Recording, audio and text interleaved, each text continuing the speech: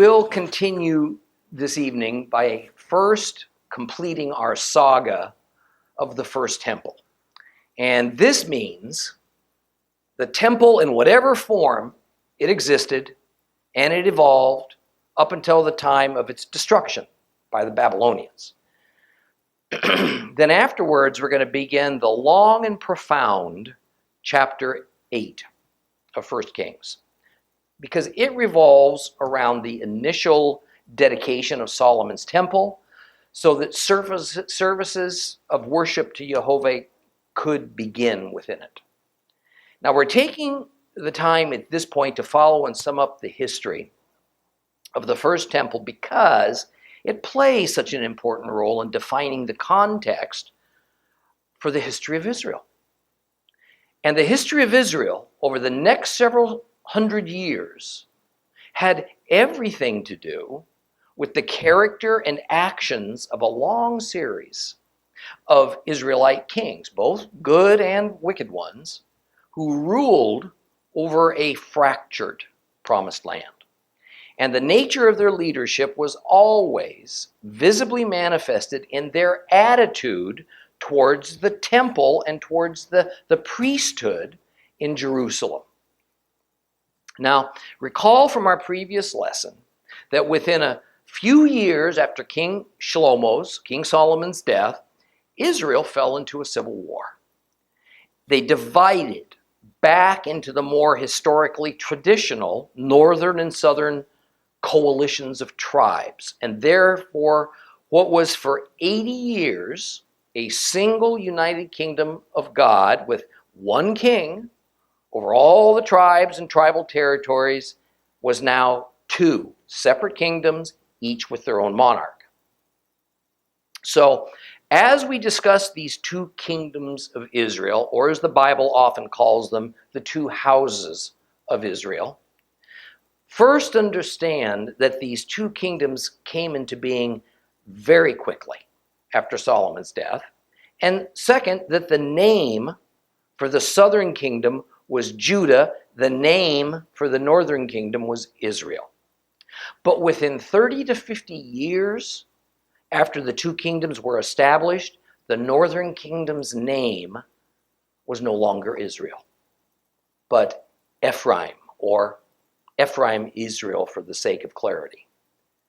And this was because Ephraim was the dominant tribe of the 10 that occupied that northern portion of the promised land. Now, last week we followed primarily the progression of kings of the southern kingdom of Judah, because Jerusalem and therefore the temple was in their jurisdiction. Now, we really didn't address the kings of the northern kingdom except for minor mention in explaining that they generally shunned the Jerusalem temple. Instead, they established two worship centers for themselves, one far up to the north in the city of Dan, another one in their southern territorial edge at Bethel. In fact, they also continued in a steady disillusion of their relationship with Jehovah by instituting calf worship, intermixing Baal worship with Jehovah worship, and setting up an alternative and biblically unauthorized priesthood. Now, Rehoboam was the first king of Judah. Jeroboam, the first king of Israel, immediately following the civil war after Solomon's death about 925 BC. Our temple journey from our last lesson took us up to the time of Ahaz, king of Judah, who began his rule about 740 BC. So we've covered almost 2 centuries in time since the original building of Solomon's temple. Ahaz ruled for 16, 17 years. He was one of the worst, most evil kings Judah ever had known. His desecration of the temple was without conscience and probably unrivaled up to that point. Rather than review what he did, it can probably best be summed up with a few verses taken from the book of 2 Kings and 2 Chronicles. In 2 Kings 16, 17 through 18, we read this. King Ahaz removed the panels of the trolleys and took the basins off of them. He took the sea, the molten sea, off the bronze oxen supporting it and set it down on the stone pavement. And because the king of Assyria, he removed from the house of Adonai the colonnade used on Shabbat that had been built for it and for the king's entranceway outside of it. Also in 2 Chronicles, we're told this about Ahaz and his effect upon Israel. In 2 Chronicles 28, 20 through 25. Tiglath-Pileser, the king of Syria, attacked and besieged Ahaz instead of strengthening him. Even though Ahaz had stripped the house of Adonai and the palaces of the king and the princes and given that plunder to the king of Ashur, it didn't help him at all. During his time of distress, the same king Ahaz added to his treachery against Adonai by sacrificing to the gods of Damascus, who had attacked him, reasoning, well, the gods of the kings of Aram helped them, so I'll sacrifice to them and maybe they'll help me. But they became the ruin of him and of all Israel. Ahaz collected the equipment from the house of God, broke to pieces the equipment from the house of God, sealed the doors of the house of Adonai, and then he made himself altars in every corner of Jerusalem. In every city of Judah, he made high places for offering to other gods, thus provoking Adonai, the God of his ancestors. Now, I ask you to take what has happened here to heart.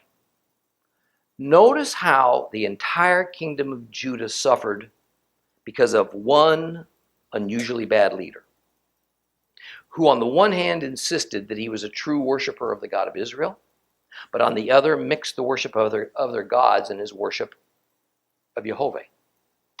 He saw no inconsistencies with breaking down the God-ordained institutions established by Jehovah, and instead instituting what he saw as a modern and enlightened way to practice the religion of his ancestors.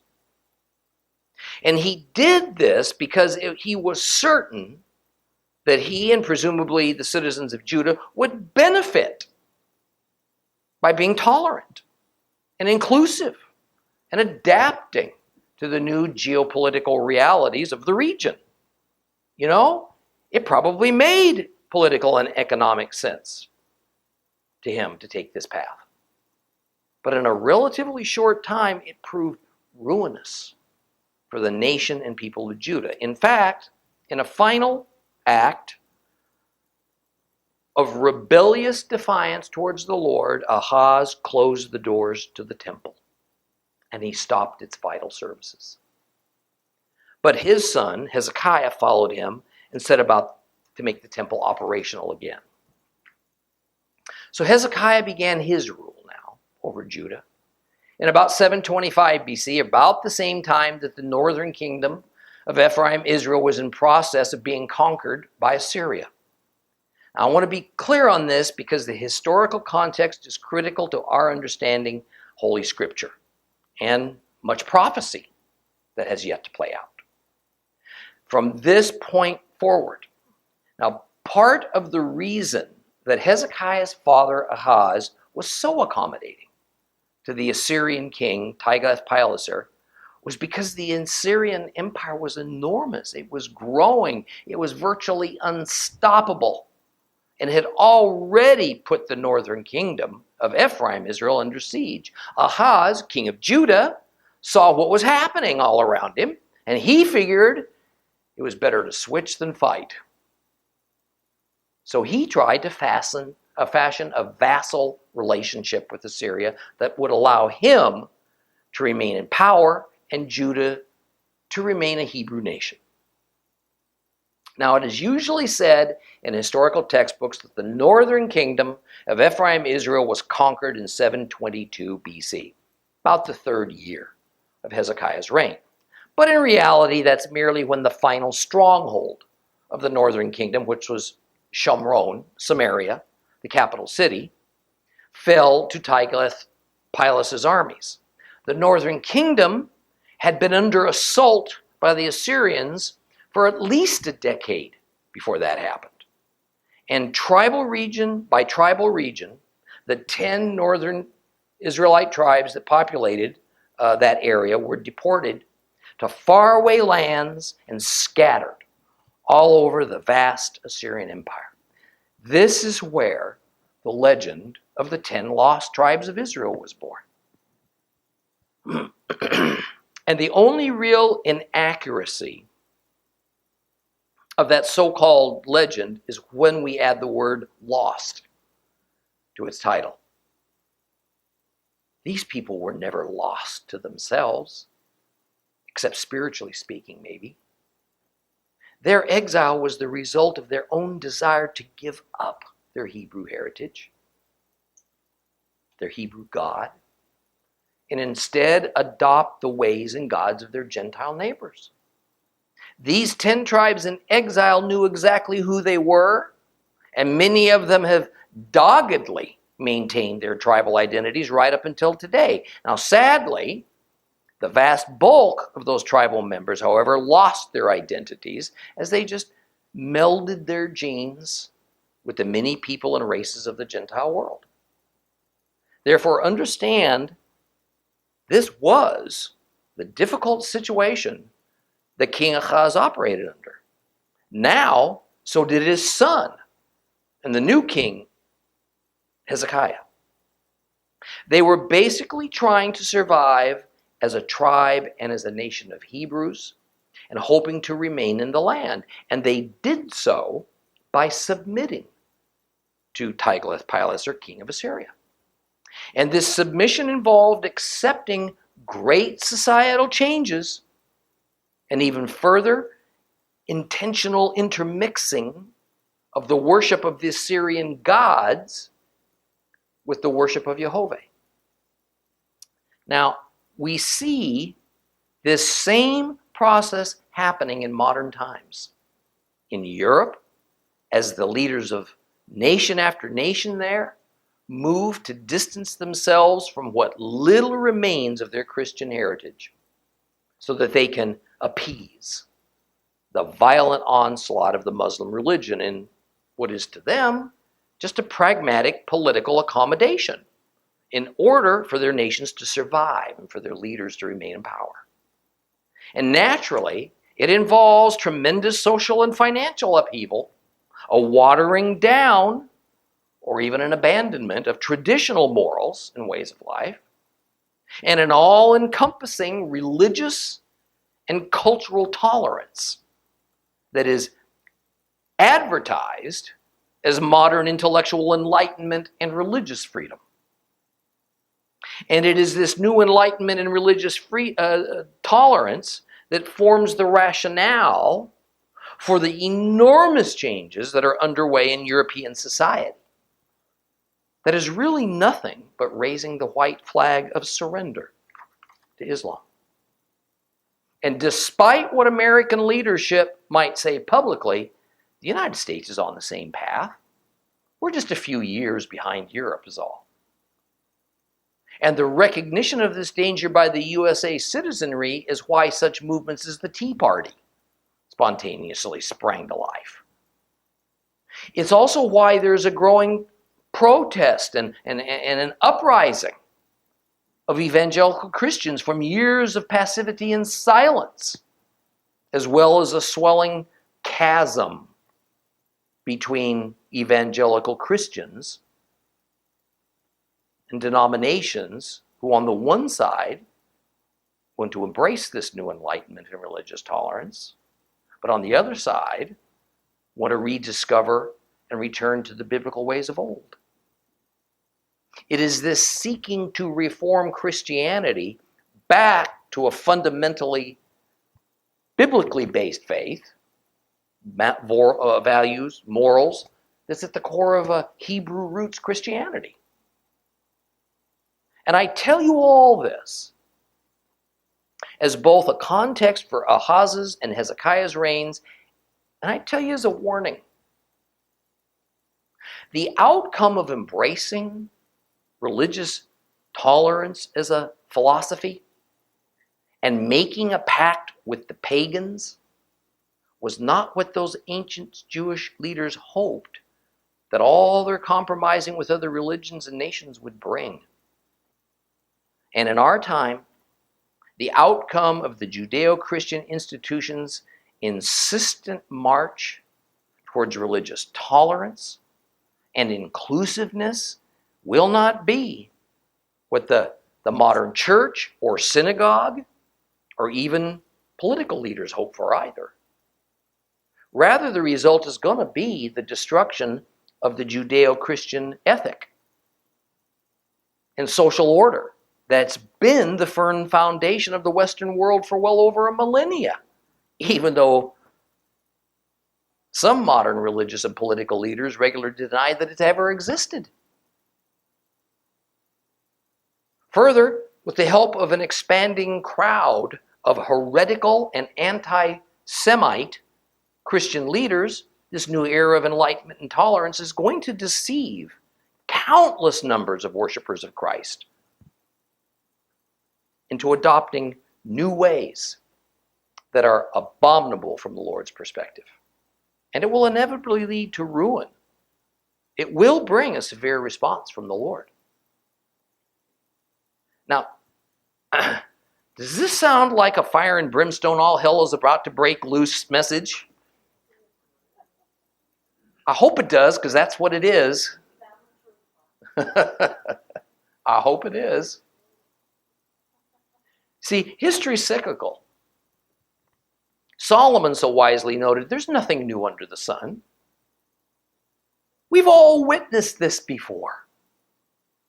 And these ancient Hebrew records called the Bible weren't left for us to merely read them like a compelling novel. They're not here for us to only intellectually learn about what Israel did and what terrible result followed. But rather, they're there to show us as God's worshipers what happens when we follow that same path as it's currently happening. Then denying it and denouncing all who would dare to even point it out to us. And then to remind us what can be the only possible outcome. Hezekiah's first act as the new king of Judah was to reopen those temple doors. The temple was so badly damaged under the previous administration that structural repairs had to be made before any kind of cosmetic restoration could be undertaken. Simply clearing the interior of the Hekal, the temple, of trash and debris took a large team of priests a full week, we're told. Then they set about trying to recover as many of the precious vessels and ritual instruments as possible. Some of them had to be remade or repurchased. And after the refurbishment was largely completed, Hezekiah ordered a rededication ceremony, and then the vital temple functions restarted. The first celebration after that rededication was Pesach, Passover. Hezekiah also ordered that the many bamot, high places that had been constructed all over Jerusalem, and then later all over Judah, were to be destroyed. He even ventured up into the northern kingdom's territory and tore down some of their altars. But Hezekiah will be equally remembered for enlarging the Temple Mount until it formed the shape of a square, about 800 feet on a side. More buildings were added to the temple complex. A water tunnel was dug through sheer rock to the pool of Siloam under the city of David to help protect Jerusalem's water supply. And in fact, one can walk inside that water tunnel today, and many of you will in a few weeks. However, in the 14th year of Hezekiah's reign, the latest in the line of kings of Assyria, Sennacherib, came down to Judah, and he attacked, and he gained control over a number of Judean cities. This, of course, was meant as a message to Hezekiah, and it served its purpose. Hezekiah, in turn, paid a large bribe to Sennacherib in order for Hezekiah to remain king and for Judah to remain intact as a Hebrew nation. 2 Kings 18:16. It was at that time that Hezekiah, stripped the gold from the doors of the sanctuary of Adonai and from the doorposts, which Hezekiah, king of Judah himself, had overlaid, and he gave it to the king of Ashur. What we see thus far, then, in the temple saga is a cycle of the temple being looted, then restored, damaged, then refurbished, but also of it being heavily remodeled and then added on to. In fact, many experts believe that during the first temple period that was 4 centuries long, the holy complex had undergone so many changes and repairs due to looting and earthquakes and attacks from foreign enemies and simply normal repairs caused by time and weathering that the temple that the Babylonians eventually destroyed was unrecognizable from the one that Shlomo had originally built. Some claim that is what accounts for the differences that we see in the description of the temple in 1 Kings verses 6 and 7 versus 2 Chronicles 3 and 4. That is, these are descriptions from 2 different eras, as opposed to what many other scholars say are just copyist errors. Now, as Hezekiah grew older, his son Manasseh ruled alongside of him, very similar to how it was with David and his son Solomon for a while. However, upon his father's death in 686 BC, Manasseh set about to backslide and to reverse all the reforms his father had accomplished. He went so far as to build altars to the stars, the sun, the moon, in the temple. And he even set up an Asherah there. The priests, no doubt fearing that King Manasseh would ultimately desecrate the Holy of Holies, well, they removed the Ark of the Covenant from under the wings of those giant cherubim, and they hid it for many years, so the king couldn't get to it. And after being hauled off to Assyria for a time, for not being loyal enough to his foreign masters, King Manasseh returned and removed at least some of the pagan altars he had ordered built. At the same time, he repaired or rebuilt the great altar of burnt offering, meaning that even it had been defaced and ruined during his reign. Now Manasseh's son Amon followed him, but he was quickly murdered by his own servants. Amon's son Josiah was next, and he began his reign at the tender age of 8 years old. At the age of 16, however, he began to diligently seek the God of Israel. And within a few years, he began a series of reforms, and we read all about them in 2 Chronicles chapter 34. Here's just a sample. 2 Chronicles 34, starting at verse 1. Josiah was 8 years old when he began his reign, and he ruled for 31 years in Jerusalem. He did what was right from Adonai's perspective, living entirely in the manner of David his ancestor and turning away neither to the right nor the left. For in the 8th year of his reign, when he was still young, in other words, he had only been 16, he began seeking after the God of David his father. And in the 12th year, he began cleansing Judah and Jerusalem from all the high places, the sacred poles, the carved and cast metal images. In his presence, they broke down the altars of the Baalim, the Baals. He chopped down the pillars for sun worship that was mounted above them. He smashed the sacred poles and the carved and cast metal images, grinding them to dust, which he threw on the graves of those who had sacrificed to them. He burned the bones of the priests on their altars, thus cleansing Judah and Jerusalem. He did likewise in the cities of Manasseh and Ephraim and Shimon, even as far as Naphtali and their surrounding ruins. He broke down the altars. He beat the sacred poles and carved images to powder, and he chopped down the pillars for sun worship throughout all the land of Israel. Then he returned to Jerusalem. It was during the renewal and restoration of the temple at Josiah's command that the current high priest Hilkiah made a startling discovery. In the midst of all that debris, he found the book of the law, which for that era was considered what we call today Deuteronomy. No doubt it was somewhere inside the Holy of Holies. And that is why it was the high priest who discovered the scroll, because only he could enter that chamber. Apparently, even though the ark had been removed some years earlier to save it from being desecrated by that evil king Manasseh, the Deuteronomy scroll had been left behind.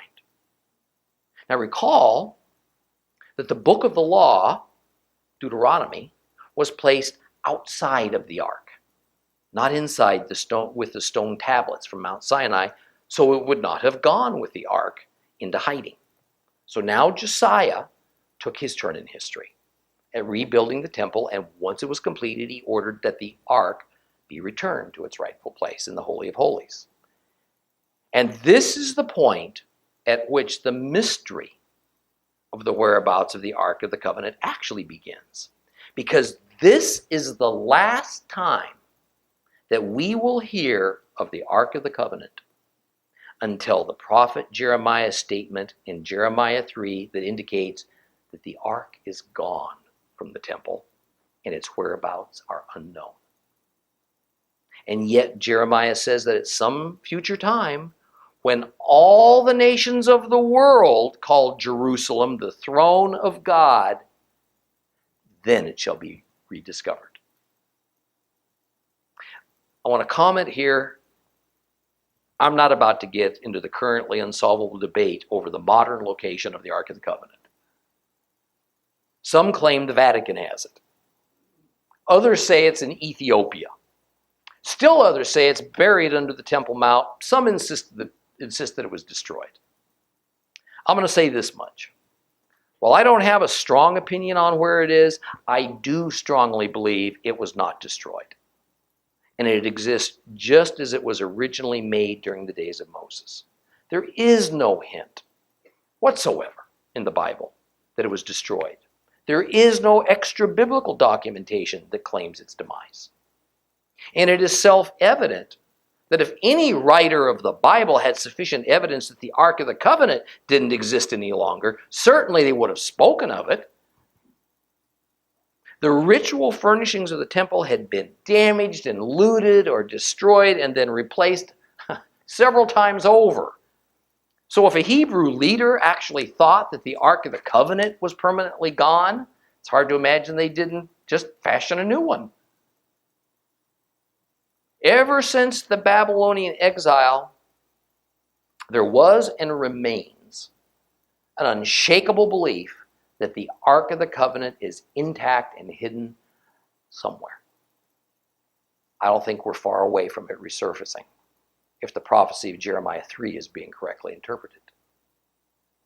Well, poor King Josiah, started out at 8 years old as king, was killed in 609 AD as he naively tried to stand against Pharaoh Necho of Egypt, who merely wanted to march his army through Judah on his way further north to war against Assyria.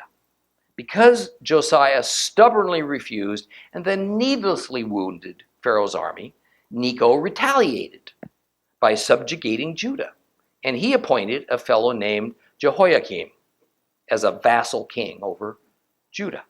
A few years later, King Nebuchadnezzar fought the Egyptian army and he defeated them, and then around 606 BC he invaded Judah. Jehoiakim quickly switched loyalties from Egypt to Babylon, so he was allowed to remain the king. However, he chafed at Babylonian rule, and in a short-lived revolution, he was killed in 598 BC. Well, Jehoiakim was replaced by Jehoiakim. He lasted only a few months when he, along with a large amount of temple treasure, thousands of his fellow Judahites, they were all hauled off to Babylon as prisoners. Zedekiah replaced Jehoiakim. He was the last king of Judah. He too chafed at the rule and demands of the Babylonians. So Nebuchadnezzar's armies came down and completely destroyed Jerusalem and the temple in 586 BC. Nothing was left of it. The temple would not begin to be rebuilt from the ground up in any form until 536 BC. It would not be completed until 515 BC. And even then, it would go through many more improvements, degradations, followed by expansions, some more desecrations, more redesigns, until Herod built the most magnificent temple complex ever created on Mount Moriah. Now we're going to stop here in our temple saga because the final point I want to make is this.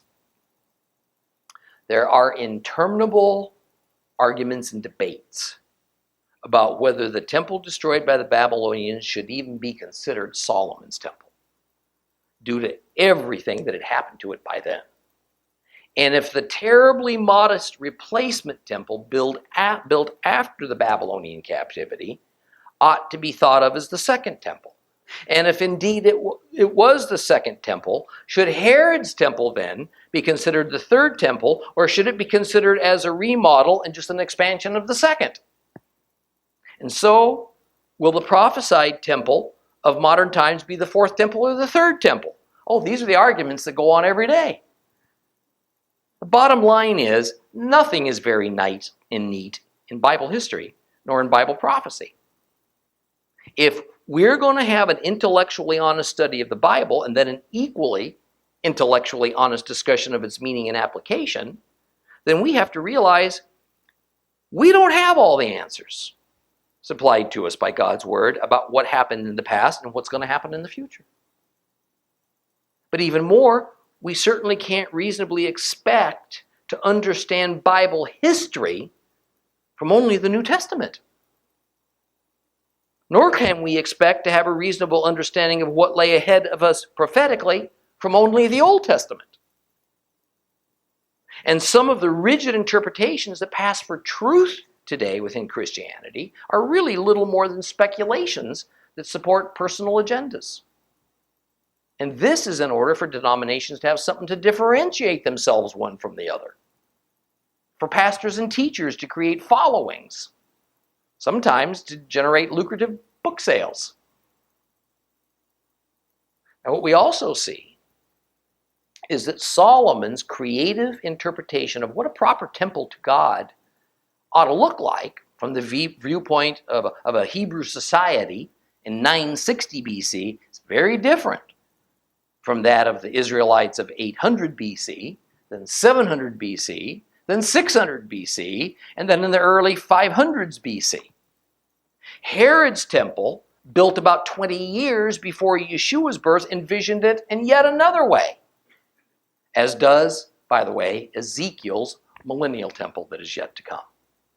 The next temple that will soon displace that ungodly golden dome shrine of Islam on the Temple Mount will no doubt look somewhat different than all those built from the past. If any of us are fortunate enough to witness the next temple constructed on Mount Moriah, hold on lightly to your personal visions of what it's going to look like, because I doubt it's going to be anything like it at all. And remember, other than for the requirement of an inner and an outermost chamber, the Holy of Holies and the holy place, not much else structurally matters. It is mankind, Jews and Christians, who seem to have a lot of emotional investment in the idea of exactly how a temple for Jehovah ought to be constructed. Because as God told David 3,000 years ago, He's not impressed. He's not concerned with fancy buildings. Remember, he said he was perfectly happy with a tent for his earthly dwelling place. Well, as I promised you at the beginning, let's get started on 1 Kings chapter 8 and the dedication ceremony of Solomon's temple. Now, I will warn you, this is a very long chapter. So I want to approach this by today reading it from start to finish, and then spending just a few moments to give you some general information about it. Then the next week, we'll start to revisit it, but we're going to do it in sections, rereading pieces of it as we go along. So, open your Bibles to 1 Kings chapter 8. 1 Kings chapter 8, if you have a complete Jewish Bible, it's page 377.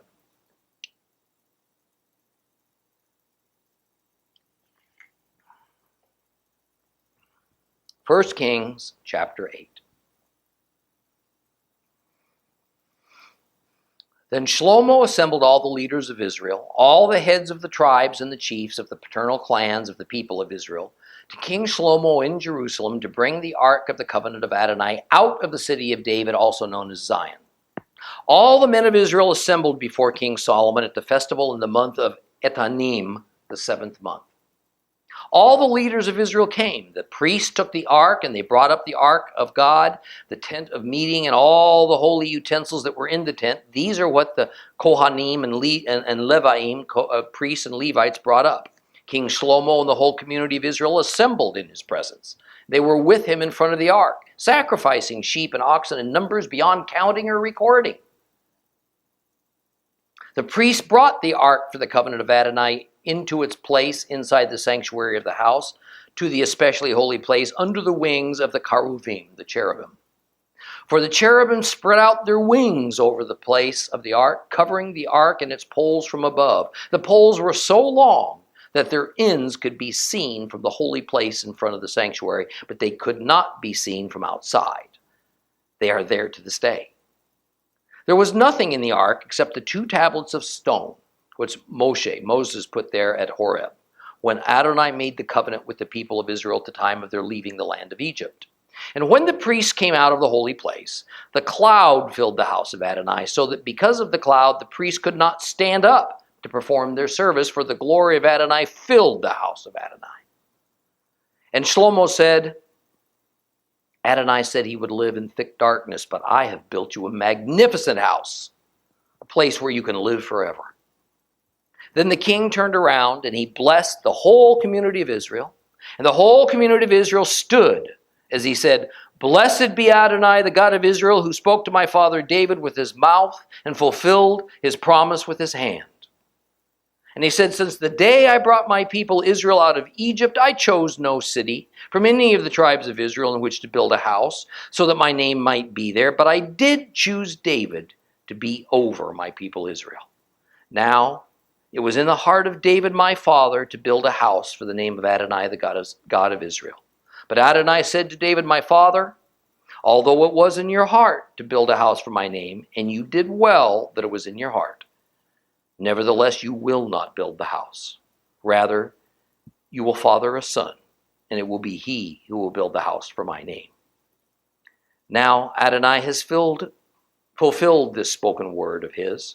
For I have succeeded my father, and I sit on the throne of Israel, as Adonai promised, and I have built the house for the name of Adonai, the God of Israel. And there I have made a place for the ark containing the covenant of Adonai, which he made with our ancestors when he brought them out of the land of Egypt. Then Solomon stood before the altar of Adonai in the presence of the whole community of Israel and spread out his hands towards heaven. And he said, Adonai, God of Israel, there is no God like you in heaven above or on earth below. You keep covenant with your servants and you show them grace, provided they live in your presence with all their heart. You have kept your promise to your servant David, my father. You spoke with your mouth and fulfilled it with your hand, so it is today. Now therefore, Adonai, God of Israel, keep what you promised to your servant David, my father, when you said, You will never lack a man in my presence to sit on the throne of Israel. If only your children are careful about what they do, so that they live in my presence just as you have lived in my presence. Now therefore, God of Israel, please let your word which you spoke to your servant David, my father, be confirmed. But can God actually live on earth? By heaven itself, even the heaven of heavens cannot contain you. So how much less this house I've built? Even so, Adonai, my God, pay attention to your servant's prayer and plea. Listen to the cry and prayer that your servant is praying before you today, that your eyes will be open towards this house night and day, towards the place concerning which you said, my name will be there.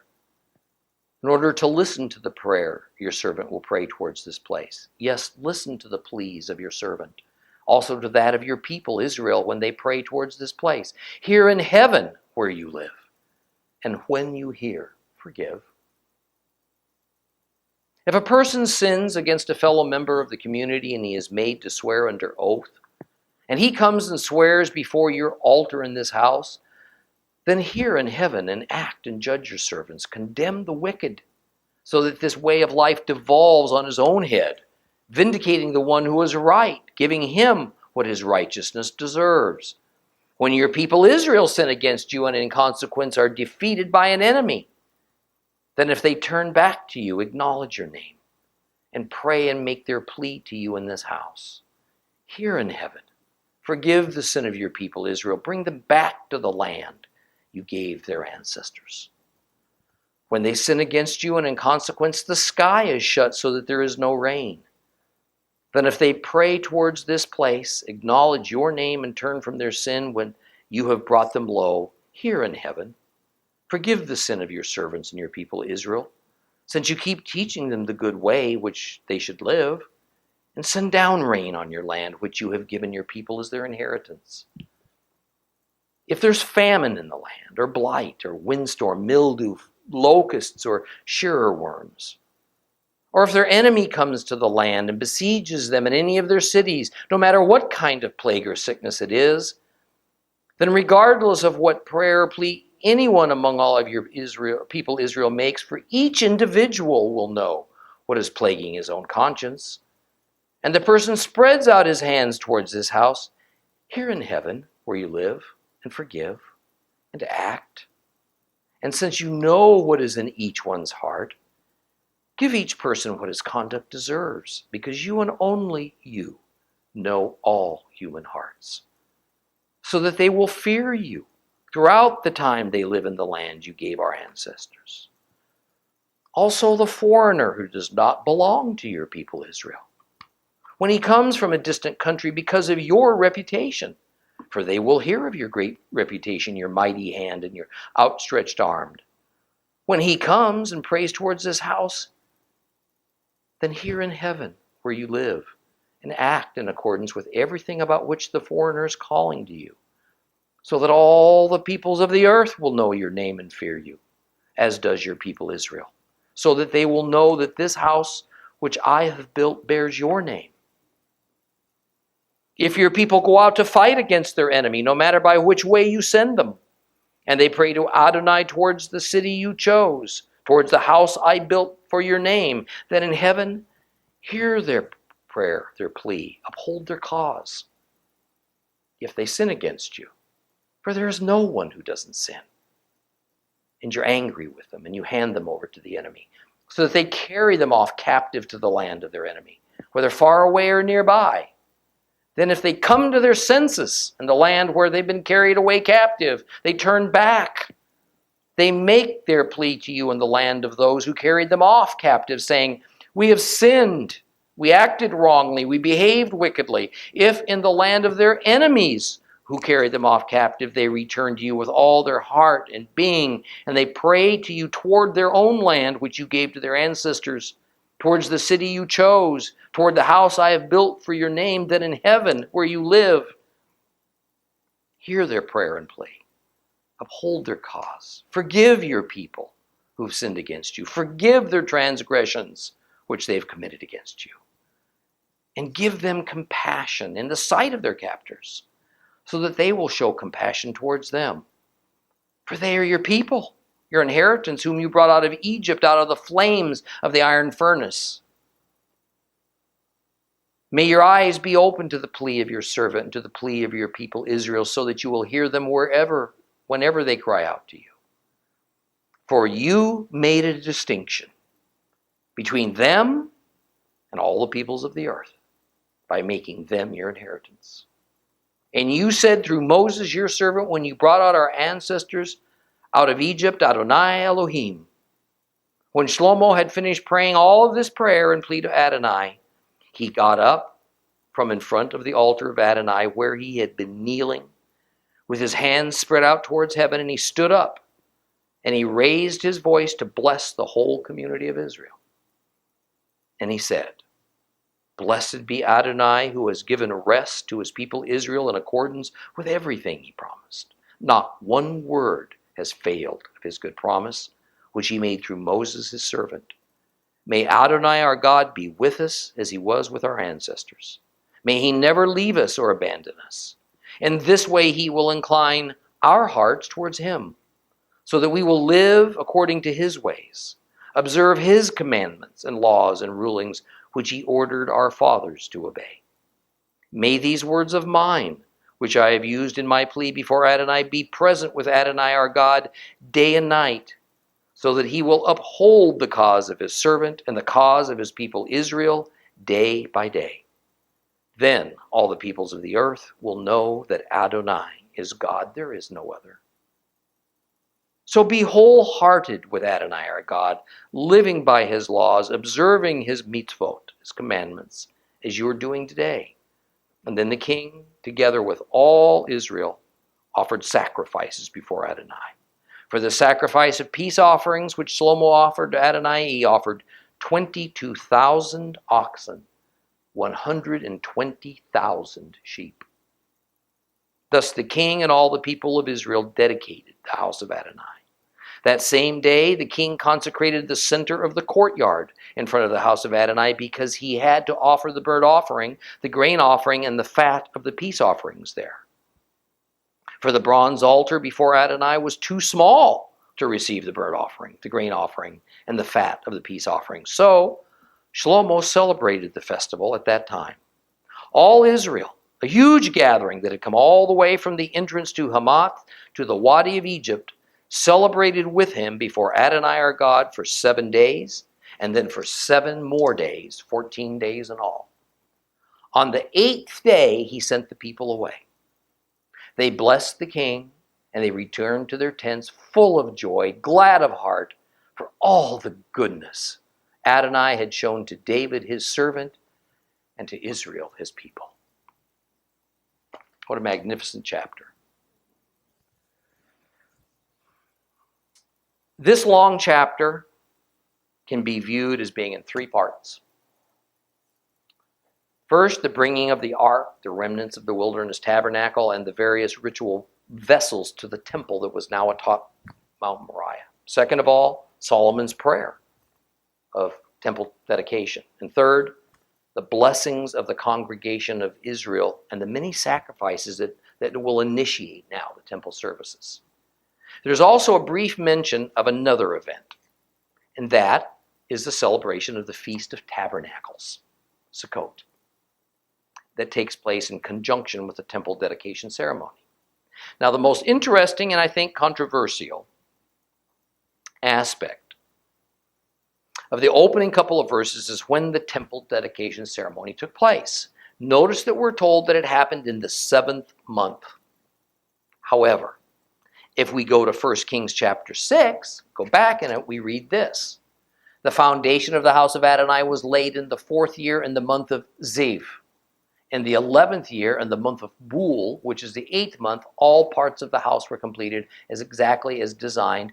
Thus he was 7 years building it. So the temple was finished, we're told here, in the 8th month, but the dedication is said to have been performed in the 7th month. First, let me mention that the 7th month is called Etanim in 1 Kings 8, which is not a Hebrew word. Etanim is Phoenician, and it means something like endurance or strengthen. Now, why was a Phoenician word for the month used here? Well, probably because Hiram was a Phoenician king and his involvement in the building of the temple was so crucial. So this was likely for the purpose of honoring the Phoenicians and their king for their generosity and participation in the temple construction.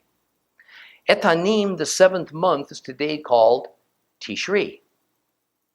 Now for the problem of the timing. There is no other reasonable explanation than that there was an 11-month delay from the official day of completion of the temple to the official day of its dedication. Some scholars try to say that it actually didn't happen for several years until after Solomon completed his own palace complex, because we read about the building of Solomon's palace prior to the reading of the temple dedication. That simply defies common sense. And as we've discussed, the Bible doesn't operate in strict chronological sequence. Solomon wouldn't rush to build a grand temple, outfit it entirely, and then let it sit there dormant for 13 years.